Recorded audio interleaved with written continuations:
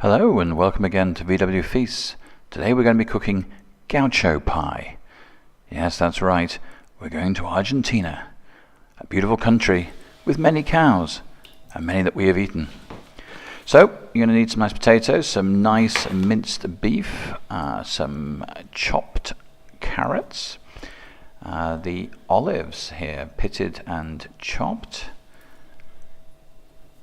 a nice selection of herbs, including chili flakes, just to give it a little sort of piquancy or picante, and chopped onions, again chopped tomatoes, salt and pepper.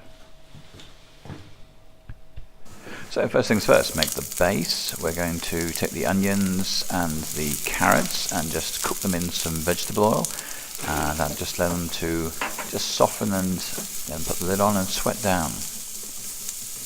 So why Gaucho Pie, you ask? Well, we've made cottage pie, we've made shepherd's pie, but this pie we believe has some of the Argentinian flavors you'll find in empanadas and other beautiful Argentinian foods, and therefore fit for a gaucho. Once those onions and carrots have sweated down, in goes the beef. Unfortunately, we can't get Argentinian beef, but actually this is good German beef. So in, and just try and break it up into that crumb texture, allowing it to cook through and just brown off that mince nicely. And then we can start adding some of the flavors.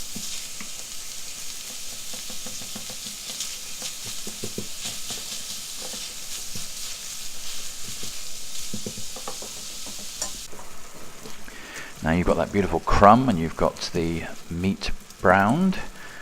As I said, we can start adding the flavors. So first go in those beautiful spices, and you'll see them go in there.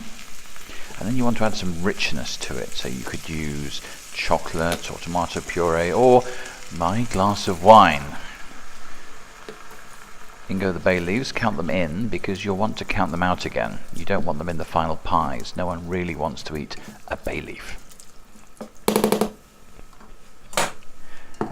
Cover and let that come to a nice boil, and you can see that it's all incorporated. In go the olives. Add a little bit of salt and pepper, but don't over salt because you'll get a lot of salt from the olives themselves. Olives are a classic flavor in a lot of Argentinian food. In go the tomatoes. You can see that we're starting to get this beautiful mince with the spices and the richness from the wine and the tomatoes and the herbs. And then leave that to cook.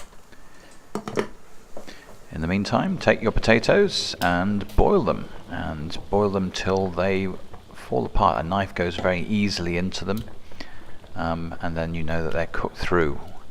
Don't worry about overcooking these because we're going to make a nice mash out of them.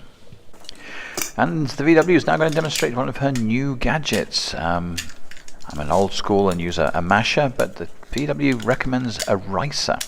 So take the potatoes and push them through the die, and you get beautifully riced potatoes, obviously to the cream and the butter that were added there. Stopping every so often just to make sure it's all incorporated, and again season a bit of pepper in there. VW and I disagree violently on what potatoes should be mashed. VW likes to have them creamed, and I think cream has no place near potatoes. Just simply mashed, knob of butter, bit of salt and pepper. But there, it's her show, so she gets to decide. Beautiful fluffy mash, I think though you will agree. Now assemble a pie. We've made quite a large volume here. It will make pies to feed well over 6 hungry people, 8 people less hungry. We're going to have one today and then freeze the rest. You can obviously get to that sort of stage and just freeze them and then take them out when you want them. So in goes the mixture into the base, and then the potato on top. You want to cover it, and the exact quantities of potato to meat are up to you, but we don't want to overdo the potato because the star of this is definitely the meat. Gently cover that, and you'll see that VW is making sure that any open spaces are covered, and then this crisscrossing design. You may think that's just overly fancy and not necessary, but actually it gives a really good effect. All these little peaks will brown off nicely and you'll get this beautiful crispy mashed potato after you put it in the oven. So all remains is when you're ready to eat, just put it in the oven.